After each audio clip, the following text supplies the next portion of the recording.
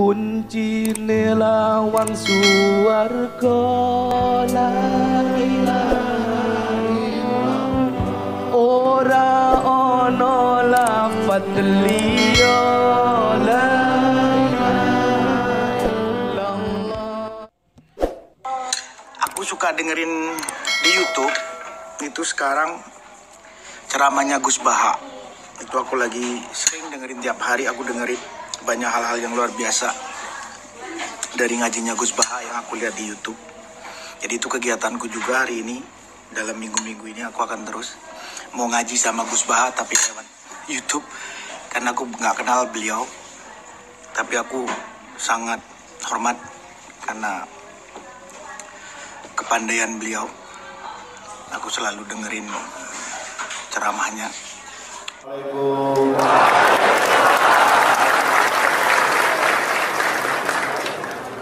안녕하세요. 사대평 와대평.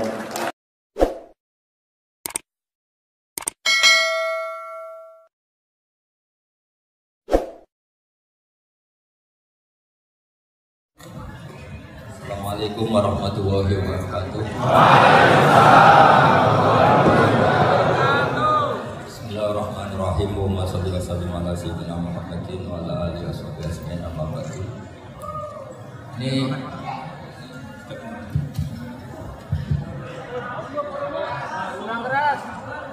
kurang keras.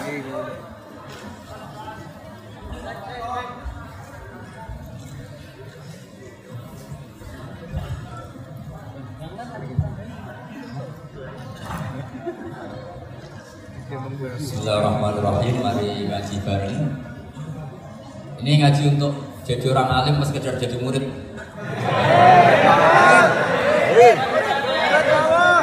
Kalau untuk orang alim ya nggak usah suka uang dulu. Ini begini, jadi kondisi yang ini jelas. Kondisi yang jenengan alami ini mungkin banyak yang ngaji saya lewat YouTube, sehingga saya berharap konstruksi pikiran ini sama. Nanti saya bantu ya supaya semua kalimat yang sering Anda baca saya bantu supaya Anda tahu maknanya. Yang pertama tentu kita Islam ini berdasar kalimat tauhid. Kalimat tauhid adalah kalimat yang dibawa semua nabi. Lalu makna dari tauhid adalah mengakui tiada Tuhan selain apa? Allah. Sesungguhnya Muhammad adalah Rasulullah SAW. Saya nggak biasa pengajian umum, tapi ini spesial karena saya ingin sujud di bumi ateis.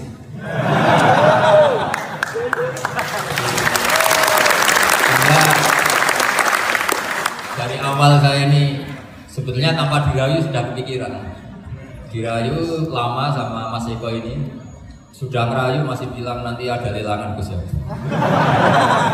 Tapi tadi katanya panitia hasil lelangnya sekitar 60 juta ya. Itu dibangunkan masjid, jangan untuk mes ya. Supaya saya ikut amal. Jadi begini ya, perasaan saya juga seluruh ulama di dunia. Saya ulang lagi, perasaan saya juga seluruh ulama di dunia, bahwa Islam masuk itu macam-macam sebabnya. Dulu kita tahu, kita sebagai warga Indonesia, Islam masuk itu ya dibawa orang yang agak kedunian, ya kayak jenengan kira-kira. Ya kayak mbak-mbak ini, ya agak-agak mata duitan. Karena kita tahu rata-rata ahli sejarah mengatakan Islam di Indonesia dibawa kiai ke pedagang. Pedagang itu nyari uang, apa nyari dakwah? Ya semoga Anda mirip-mirip. Ya itu nyari uang karena ada nurani Islam, sehingga tetap saja membawa Islam. Saya tidak tahu Islam Anda ala apa, tidak tahu, pokoknya mau ngaji ya berarti Islam ala ahli sunnah apa?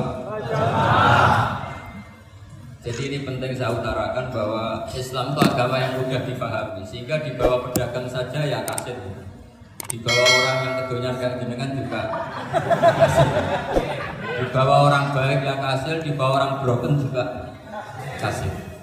Ini penting saya utarakan karena saya ngaji di mana-mana bilang Ciri utama kebenaran absolut adalah kebenaran yang bahkan orang nggak benar saja bisa bawa. Tapi bukan berarti saya dukung Anda ada benar, kan sudah ada benar dulu sebelum kenal saya. Tapi nggak apa-apa, nggak benernya umat Islam insya Allah dimaafkan sama Allah Subhanahu. Ya asal tobat maksudnya. Nah ini saya beri satu konstruksi pikiran yang saya sering utarakan di ngaji saya.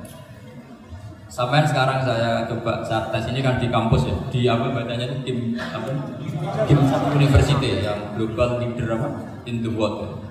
Ini keren lah. Jadi acara ilmiah kita ditakdir di gedung apa? Kampus, gedung universitas di begini. Kalau 1 ditambah 1 2 itu namanya hakikat. Ciri utama hakikat adalah siapapun akan menerima. Saya sekarang tanya sama Anda, kira-kira 1 tambah 1 2 itu musuh Anda pun mengatakan 2 apa tidak? Ya. Pekerja Korea ya bilang 2, rektor Al-Azhar juga bilang 2. Kamu yang sekarang sedang mungkin sebagian broken sama istri juga bilang 2. Istri kamu yang mangkal sama kamu juga bilang 2. Yang cemburu ya bilang 2, yang dicemburuin juga bilang 2. Karena begitu mudah kebenaran absolut diterima oleh siapa saja. Begitu juga eksistensi Allah sebagai Tuhan. Itu mudah diterima oleh siapa saja. Sehingga pembawanya tidak perlu seorang kiai atau gus atau mubalek atau ketua umum, tidak. Cukup karyawan pekerja Korea. Karena kebenaran absolut itu kebenaran yang mutlak. Siapa saja yang waras pasti ngaku. Kira-kira orang yang berpikir sehat pasti berpikir begini, ini yang diajarkan Quran. Bumi ini kadung wujud, sudah wujud kadung wujud, punya eksistensi. Mungkin nggak sesuatu yang wujud kemudian disebabkan oleh sesuatu yang nihilisme, yang tidak ada. Mungkin tidak mungkin. Yang namanya penyebab itu harus sesuatu yang wujud. Di mana-mana penyebab itu harus punya eksistensi. Karena langit dan bumi ini kadung wujud, pasti penyebabnya adalah wujud. Karena wujud penyebab harus bersifat super. Nah, bersifat super ini oleh ulama dikatakan wajibil wujud. Itu akal siapa saja akan terima. Cuma kemudian setelah terima itu orang macam-macam cara berpikir. Mungkin orang Jawa dulu bilang itu Sahyang Widi. Kalau orang sini mungkin bilang apa? Dewa atau apa? Nggak tahu. Karena itu yang teman sampai ada teman saya. Tapi yang jelas begini, ini konstruksi ini harus kita jaga. Nanti saya bacakan teks hadis.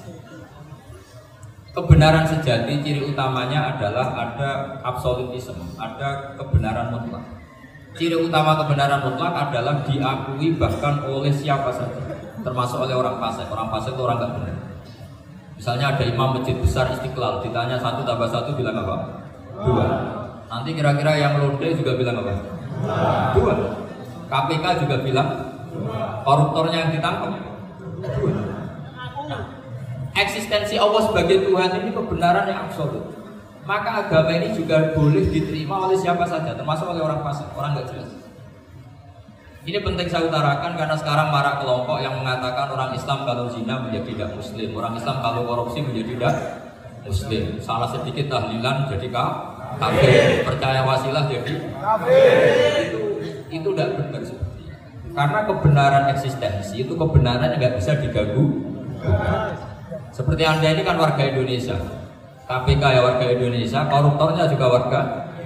Apa setelah dia korupsi lalu tidak warga Indonesia? Tetap warga.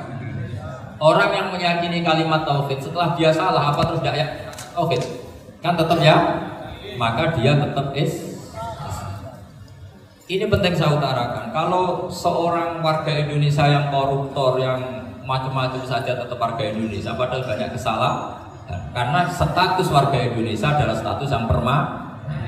Begitu juga status Muslim adalah permanen bagi siapa saja yang melafazkan La ilaha illallah Muhammadur Rasulullah. Kita tidak bisa mengkafir-kafir. Itu juga yang sering dipesankan dan jadi ciri khas ulama ahli sunnah wal jamaah, tidak mengkafirkan orang Islam meskipun melakukan dosa besar. Soal dia salah nanti masuk neraka, silakan saja, tidak ikut, paham ya? Sampai bisa mencoba. Tapi tetap saja dia muslim. Analoginya tadi, Analoginya gampang sekali tadi.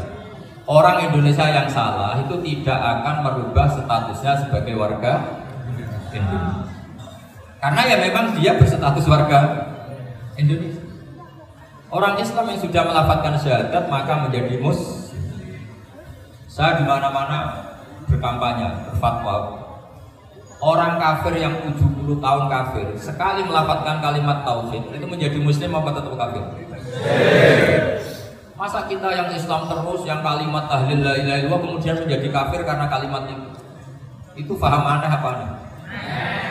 Wong yang kafir saja menjadi muslim karena kalimat tauhid, yang Islam menjadi kafir juga karena kalimat. Ini ngajak apa-apaan? Ya ngajak goblok-goblokan. Ini penting saya utarakan karena ini penting. Nah, setelah kamu yakin tauhid, ciri utama tauhid itu apa? Menstatuskan sesuatu sebagaimana hakikatnya. Misalnya bumi Korea ini statusnya tetap buminya Allah.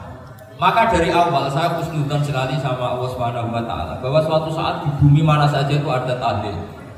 Enggak ngira kan ada ateis di sini, bumi ateis kemudian ada tahlil, ada sakjuna, ada macam-macam. Karena kita ketika sholat, makanya saya tadi janji akan memaknai kalimat-kalimat yang sering Anda baca ketika sholat. Di sholat saat ada i'tidal ngendikan apa? Rabbana lakal hamdu, ayo baca mil'us samawati wa mil'ul ardi wa mil'u ma syi'ta min syai'in ba'd. Sama nani secara tradisi pesantren Rabbana do pengiran kita laka itu kadue panjenengan alhamdulillah segala puji. Engkau punya segala puji. Mil'us samawati yang pujian itu memenuhi langit. Tentu langit itu penuh dengan pujian. Semua malaikat bertasbih bertahmid. Karena malaikat tidak ada yang kerja di pabrik itu tasbih. Nggak ada yang nyari uang. Nggak ada yang cari won ya. Aku won ya kalau bahasa. Kalau di sini nggak kiainya aja nyari uang. Terusannya apa? Wamilul ardi, dan pujian itu memenuhi bumi. Korea termasuk bumi Allah apa enggak? Jadi saya sudah menduga suatu saat Korea itu ya penuh dengan pujian. Dan ini betul. Siapa yang kira kalau di bumi Korea ada yang hafal lagu Sakduna? Itu lagu kesayangan guru kita semua, Kiai Haji Maimun Zubair. Gak ada yang kira. Siapa yang kira kalau di sini ada ngaji seperti ini? Di Rusia juga sama. Uni Soviet itu negara ateis, tapi lama-lama pecah karena glasnost itu dan historika itu. Kemudian menjadi pecah-pecah negara Muslim. Ada Uzbekistan, Tajikistan, Ceknya, semuanya menjadi negara apa? Muslim. Karena dari awal lakal hamdu mil'us samawati wa mil'ul ardi, dan pujian itu pasti memenuhi langit juga memenuhi bumi. Kalau Anda baca itu di Indonesia mungkin wajar, di Indonesia banyak acara-acara seperti ini. Tapi kalau di Korea ternyata benar. Dan anda ini kalian semua termasuk pembuktian benarnya wa mil'ul ardi. Keren kan teman? Oh, keren sekali, bukan sekedar keren. Makanya saya jarang diundang kajian mau tapi dia undang di Korea mau. Tapi saya ada niat datang undangan, memang saya ingin datang.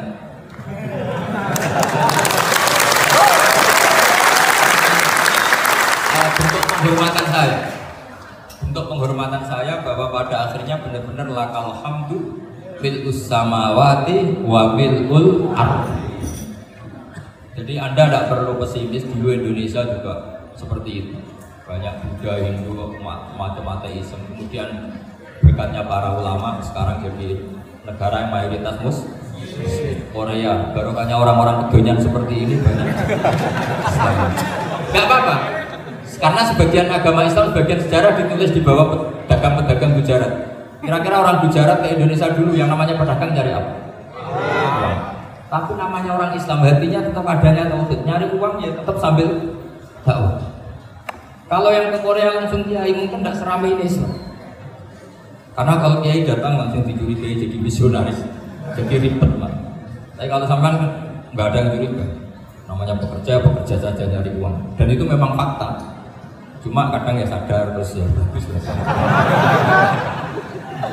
Gak apa-apa, maksud saya ini saya memberi support, memberi tasjid bahwa Allah itu luar biasa. Jadi kalau ingin menyebarkan agamanya macam-macam. Kadang kiai tidak bisa mengislamkan orang, itu anak-anak mahasiswa pacaran itu banyak yang pacarnya itu masuk Islam. Tapi sampean jangan bilang pacaran halal, ya tidak pernah halal. Tapi Allah kalau menghendaki memberi hidayah itu jalannya macam-macam. Ada yang lewat kerja. Coba yang bayangkan ada tahlilan di Korea itu semuanya tidak pernah bayangkan. Tapi setelah banyak pekerja di sini, kemudian mereka insaf atau sedang insaf, tidak tahu ini. Sampai kapan insafnya juga tidak tahu. Tapi yang jelas ini hebat. Ini apa? Tahu-tahu ya seperti ini.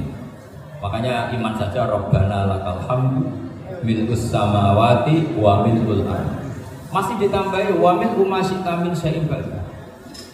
Karena Allah itu zat yang tidak terperikan, zat yang tidak terbatasi. Maka pujian di langit dan bumi ini masih kurang. Masih ada apa saja yang nanti akan dipenuhi oleh pujian kepada Allah Subhanahu wa ta'ala. Wa mil'u ma syi'ta min syai'in ba'd. Dan pujian kepada Engkau ya Allah akan memenuhi semua ruangan yang Kau kehendaki.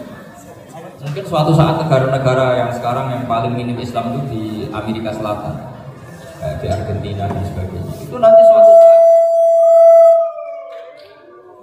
suatu saat juga perlu dengan pujian, karena tetap Rabbana lakal hamdu mil'us samawati wa mil'ul ardi wa mil'u ma syi'ta min syai'in. Saya di Jogja setiap akhir ngaji saya ajari wiridan. Mungkin wiridan ini tidak asing bagi jenengan karena sering saya baca Subhanallah wa bihamdihi adada khalqihi wa ridha nafsihi wa zinata arsyihi wa midada kalimah. Bahwa kita memuji Allah itu adada khalqi, sesuai jumlah makhluk Allah.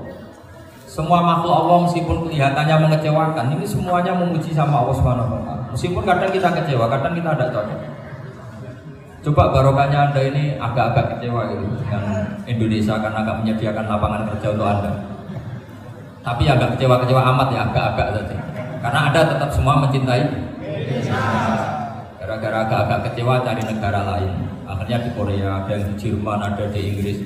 Tapi bawaan pernah ngaji di musola, Islam ini ke bawah. Sehingga karena Islam ini ke bawah, tahu-tahu ada komunitas yang memikirkan umumnya orang mikir Islam itu ya bikin masjid. Kalau di Korea unik, nyewa apa? Nyewa gedung untuk masjid. Itu kalau diceritakan di Indonesia aneh. Ini masjid sewa aku. Tapi kalau di sini lazim, karena kalau beli mahal ya cukup sewa. Saya tidak tahu kalau dalam terminologi agama tempat Anda sujud ini nanti jadi saksi di akhirat. Itu yang permanen apa yang sewaan tidak tahu. Jadi nanti bumi ini tanya, ya saya pernah dipakai sujud, tapi setelah 1 tahun nggak kuat menambah lagi. Makanya saya dukung tadi yang ada gerakan masjid apa. Sebenarnya permanen nggak permanen itu tetap bagus, tidak usah memaksakan. Yang jelas saya sudah ikut nyumbang melelang tadi, dan saya berharap uang itu benar-benar untuk masjid. Kalau untuk takmirnya juga nggak apa-apa, yang penting untuk menghidupi masjid. Saya juga termasuk kiai yang nggak suka kalau hukum itu terlalu fanatik. Misalnya uang ini untuk masjid, kemudian imamnya diterlantarkan karena alasannya itu untuk masjid. Imam kan nggak masjid. Jadi kalau imamnya nggak diservis kemudian mutung terus pulang ke Indonesia, ini jadi masalah. Tapi saya juga nggak suka kalau ada negara gitu. Betul-betul saya nggak suka yang imamnya itu terlalu diservis. Ini buruk sekali. Pernah ada anekdot, ini anekdot tapi nyata. Ada negara yang sangat sehat, Islamnya sangat sehat. Itu imamnya 1 bulan itu digaji 70 juta. Kira-kira 70 juta dibagi 1 hari berapa? 5 sholat ya? 5 kali 30 berapa? Kira-kira 150. Berarti per sholat dapat berapa? Kira-kira. Kan biasa potong gaji kalau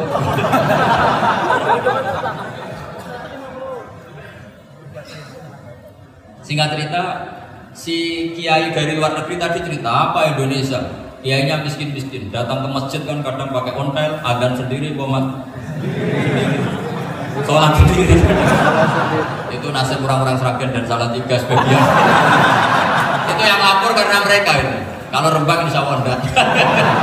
Tapi ada semuanya Salatiga, sebagian begitu. Itu yang cerita kiainya, bukan ini bukan hoax, memang kiainya cerita nasib kiai di Salatiga. Itu digojlok, tapi tetap sholat. Jika cerita orang tadi cerita, imamnya di sana naiknya Mercy, muadzinnya pakai BRT. Itu tetangga sebelah Indonesia banyak fasilitas imam seperti itu. Karena gajinya sampai 70 juta. Setelah dia cerita bangga karena negaranya mengapresiasi imam sholat, sama di Indonesia dia ngomongin gini, makanya kamu sholat terus, takut potong gaji ya. Itu kagetnya bukan main. Dikira itu satu sifat kelebihan negaranya, ternyata buruk sekali karena imam sholat karena takut potongan gaji. Akhirnya di Indonesia bangga, alhamdulillah kita sholat tambah gaji dan tetap sholat. Keren mana yang digaji sama Anda? Ini yang di atas ini banyak calon imam. Nggak keren mana imam yang digaji sama Anda? Kerennya enggak? Tapi kalau pertanyaannya dibalik, keren mana jamaah yang peduli imamnya sama yang nggak peduli? Jadi jawabannya harus tetap seperti itu. Imamnya keren yang ikhlas, tapi jamaahnya keren yang peduli imamnya. Jelas ini ya fatwa saya. Gimana? Imamnya baik yang ikhlas, tapi jamaahnya baik yang peduli nasib. Nah, tapi sekali imam dari awal gak ikhlas itu harus di-PHK. Itu bahaya bagi agama kalau awalnya sudah ada. Karena nanti setelah habis subuh terus dihitung. Oh, setahu saya sholat terus kok kenapa gajinya tinggal segini? Ya, setahu saya sholat terus kok gajinya tinggal segini. Terus nanti takmirnya bilang kemarin duhur Pak Yai dan imamin, kemarin asar dan imamin. Terus dihitung. Bisa enggak agama akan berjalan seperti ini? Ya makanya pertanyaannya tadi, suka atau punya imam ikhlas? Suka. Tapi imamnya juga suka kalau jamaahnya peduli. Ini penting, jadi saya mensupport Anda, mensupport kalian semua bahwa agama ini akan diurus oleh Allah Subhanahu wa Ta'ala. Makanya Sayyidina Umar radhiyallahu anhu kalau disuruh mikir agama itu tidak mau betul. Ketika Umar jadi khalifah itu puncak keemasan masa Islam. Semuanya stabil, semuanya hebat. Sampai Irak, Iran zaman itu Persia masuk, semuanya Mesir, itu semuanya ikut Islam. Ketika Islam pada puncaknya, yang dikhawatirkan oleh masyarakat adalah begini. Lalu setelah Umar itu bagaimana? Islam setelah dipimpin orang yang tangguh, yang kuat, yang waroi, yang zuhud. Lalu setelah Umar itu gimana? Tapi Umar disuruh mikir gak mau. Sampai setiap Abdullah bin Umar jalan-jalan di kampung-kampung itu agaknya dianggap pecundang. Tahu sama pecundang? Orang yang nggak tanggung jawab. Karena orang-orang bilang gini, ya Abdullah bin Umar, bagaimana pendapat Anda kalau ada penggembala kambing di tengah hutan atau di tengah padang rumput, kemudian dia ninggal gelanggang kambingnya, kamu anggap penggembala ini gimana? Oh itu penggembala yang zalim. Pasti kalau kambing ditinggal ya kacau. Apalagi ini umat Rasulullah Shallallahu Alaihi Wasallam. Ini abah kamu tidak pernah wasiat, tidak pernah ngatur suksesi. Lalu Islam setelah dia bagaimana? Suruh dia ngomong penggantinya siapa? Karena beliau sudah sepuh, harus ada suksesi. Akhirnya Abdullah bin Umar lapor ke Umar. Ini gimana bah orang komplain begini. Apa kata Umar? Agama itu beda dengan kambing. Agama itu milik Allah Subhanahu. Buat saya pikir dan saya pikir tetap jalan. Nah, ini terbukti dengan ulama yang enggak, mufti yang enggak, tapi bisa menjalankan agama. Kalau agama sampai pikir malah rusak, sudah pokoknya lakukan saja, tidak usah dipikir.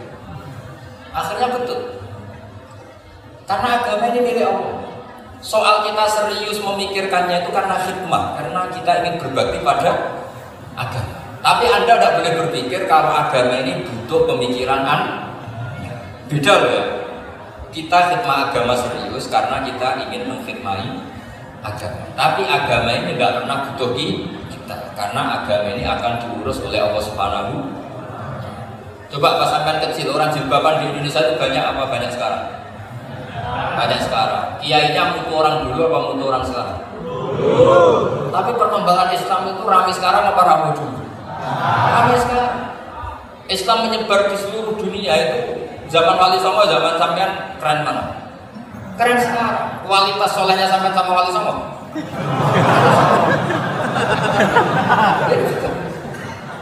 Karena agama itu diurus oleh Allah Subhanahu wa Ta'ala. Maka kata Sayyidina Umar, agama ini innallaha ta'ala yahfadzu dinah Innallaha ta'ala la yudhi'u khilafata waladina. Allah itu tidak akan menyia-nyiakan agamanya.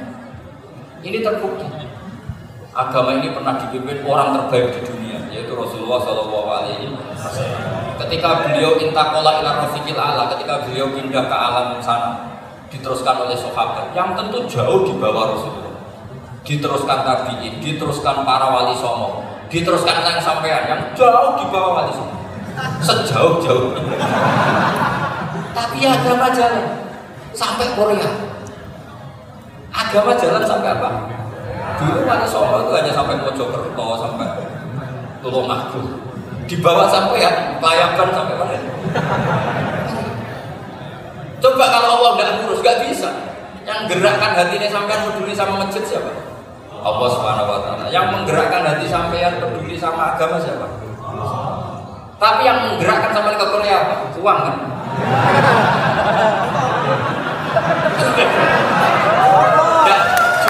Nggak apa-apa, jujur ya. Santai. Ini bagian dari keramatnya jenengan. Niatnya nggak bener tapi dibenerin Allah di sini. Dari awal niatnya kan uang. Tapi setelah di Korea dibenerin Allah. Kok ingat agama? Keren kan? Makanya yang syukur sama Allah Subhanahu wa Ta'ala. Yang bisa hanya Allah Ta'ala. Makanya dalam dunia kiai selalu baca apa? Alhamdulillah alladzi hadana li hada wa ma kunna linahtadiya laula an hadana. Alhamdulillah kita diberi hidayat seperti ini. Kalau tidak Allah tidak bisa. Sudah mata duit, kadang istri ngomel, mertua tidak percaya. Sudah setengah-setengah broken gini di. Saya tidak tahu sama ke Korea itu karena broken pesangking sayangnya keluarga. Potensinya hanya dua. Dibila-bilain kerja demi keluarga atau agak broken maka kesini. Tapi apapun potensi itu tetap baik. Itu takdir sudah, itu takdir tidak usah dibicarakan. Semua itu apa? Karena orang kalau sedang rukun ya tidak mau tukaran, kalau sedang tukaran ya tidak mau. Itu sudah semuanya takdir. Kata bapak saya dulu kalau ada orang mau jualan tanah, Pak Yai tanah saya mau saya jual. Ini gimana padahal ini tanah warisan, kata bapak. Nak waya ya. Memang ini saatnya jual ya jual saja. Nanti kalau kaya saatnya beli ya beli saja. Karena kalau sudah saatnya jual mau beli ya mungkin kan. Memang saatnya jual. Kalau sudah kaya kan nggak mungkin jual tanah, saatnya beli. Maka semoga masalah di keluarga sampai ini masalah musiman. Maksudnya yang tukarannya itu musiman, yang rukunnya permanen. Jangan tukarannya permanen, rukunnya musiman. Setelah melihat yang lebih cantik, katut, babon, nggak tahu. Jadi semoga katut masjid ini bagian dari kafarah sampean. Jadi kafarah kesalahan sampean. Ini penting saya utarakan karena agama itu beda. Agama ini diurus oleh Allah Subhanahu. Jadi kita mengerahkan pemikiran itu bukan karena kita akan menyelamatkan agama ini, tidak. Agama ini diselamatkan oleh Allah Subhanahu wa Ta'ala. Coba kayak apa Uni Soviet kuatnya, mengkooptasi supaya orang semuanya ateis, semuanya komunis. Itu 100 tahun Uni Soviet ini. Tapi orang-orang Uzbek, Ceknya, Tajikistan tetap mengajari anak-anaknya tauhid. Itu ada yang cerita itu sampai mengajarkan tauhid itu di bawah tanah, di basement. Tapi Allah menghendaki Rusia itu, Uni Soviet jatuh. Ketika jatuh, negara-negara ini langsung menjadi negara Islam, yaitu Uzbek, Tajikistan, Ceknya. Mungkin nggak mereka langsung menjadi negara Islam, andai kan saat menjadi Uni Soviet benar-benar menjadi ateis. Nggak mungkin kan? Karena saat dikooptasi Uni Soviet, akidah mereka tetap tahu, cuma nggak berani muncul. Artinya apa? Uni Soviet nggak bisa menghabisi Islam. Kurang kerennya Uni Soviet zaman itu, bisa nggak menghabisi Islam? Nggak bisa. Donald Trump dulu termasuk Islamfobia, tapi setelah dia anti-Islam, orang-orang Amerika demo supaya memperhatikan Islam. Nggak bisa. Makanya Korea pun nggak bisa menghabisi Islam. Kalau sampai menghabisi Islam sendiri bisa, karena nggak mau sholat, nggak mau zakat itu sampai. Tapi sampai tahu yang Islamnya habis, Islam tetap baik-baik saja. Makanya ini penting saya utarakan supaya kamu pede bahwa agama ini pernah dibawa orang yang pedagang. Ya soal ada sebagian pendakwah yang ikhlas ya banyak, tapi sejarah yang gampang kita lihat adalah Islam itu juga oleh pedagang pedagang ini. Gak apa-apa sejarah itu meskipun sebagian menentang gak apa-apa, tapi sejarah itu tetap ada. Pasti sebagiannya memang seperti itu, dan itu tidak masalah. Salah lagi itu tidak masalah. Coba dulu pemain bola kalau di Inggris itu kalau mau sholat susahnya bukan main. Apalagi kalau mau puasa. Kalau di sini kerja puasa katanya mati loh kalau apa? Puasa. Kalau mau sholat katanya dicari mana ini geralannya kok. Kata orang-orang ateis gitu dicarikan patungnya. Jadi sholat juga ada patungnya ini gimana ini? Ya ngalamin gitu. Tapi Allah Maha Kuasa. Banyak investor mana itu Dubai atau Qatar yang tertarik investasi di dunia bola. Kayak Sulaiman Al-Fahim namanya beli Manchester City. Itu sekarang pelatihnya negara orang sholat gak berani, bahkan di tengah stadion dibangunkan masjid. Kalau sampai daftar jadi muadzin bisa. Apa nyanyi Saduna di sana juga. Dulu Aljazair kuncinya bukan main. Apa Perancis sama orang Islam kuncinya bukan main. Barokahnya Zidane pemain bola dan juara dunia. Terus Zidane turunan Aljazair. Akhirnya orang Perancis itu mencintai Islam, itu barokahnya sepak. Allah punya sekian cara untuk mengenalkan Islam. Di Prancis dikenalkan lewat pemain sepak. Nah di Korea ini agak unik, dikenalkan lewat pecinta bom. Saya jamin ini tidak apa-apa, sudah aman. Saya jamin. Makanya alhamdulillahilladzi hadana lihada wa ma kunna linahtadiya laula an hadana. Karena agama ini dibawa oleh Allah Subhanahu wa taala, yang menjaga juga Allah Subhanahu wa taala. Sama ada sahabat. Kalau ada kelompok tertentu yang mengkhawatirkan Islam, sekarang Islam bahaya gini-gini, itu kurang roja, itu kurang optimis. Harapannya sama Allah tipis, harus ngaji lagi. Agama ini dimangka nayarjuwa wal yaumal akhir. Agama ini bagi yang terus-menerus berpengharapan kepada Allah Subhanahu wa taala. Agama ini dimangka nayarjuwa, coba bahasa Arabnya roja, yarju rojaan, maknanya harapan. Jadi agama ini bagi yang selalu berpengharapan, bukan yang pesimis, bukan yang hati kecil, apalagi yang tukang putus asa. Coba agama ini begitu luar biasa, dibawa orang yang macam-macam. Tadi di Prancis dibawa oleh pemain apa? Ada masjid di Inggris itu dibawa mahasiswa itu yang dulu sebagian nggak pernah ngaji, setelah di Inggris jadi komunitas pengajian. Di Korea dibawa tadi pecinta apa? Tapi lama-lama cinta Tuhan.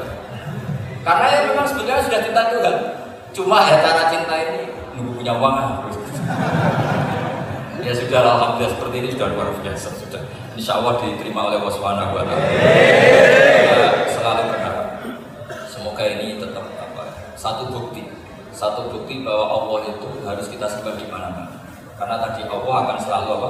Rabbana lakal hamdu mil'us samawati wa mil'ul ardi wa mil'u ma syi'ta min syai'in. Bahwa pujian kepada Allah akan selalu memenuhi langit dan memenuhi bumi. Korea termasuk buminya. Makanya pegangan yang saya minta sama pengurus untuk di-share adalah apa? Dawai Rasulullah SAW. Mungkin nanti panitia harus meng-share itu. Ini Musnad Ahmad, riwayat dari Imam Ahmad. Al-Bila dua. Sudah punya? Nanti di-share ya. Al-Biladu bila dua, bahwa negara hakikatnya adalah negara Allah. Wal ibad dua, semua hamba hakikatnya adalah hamba.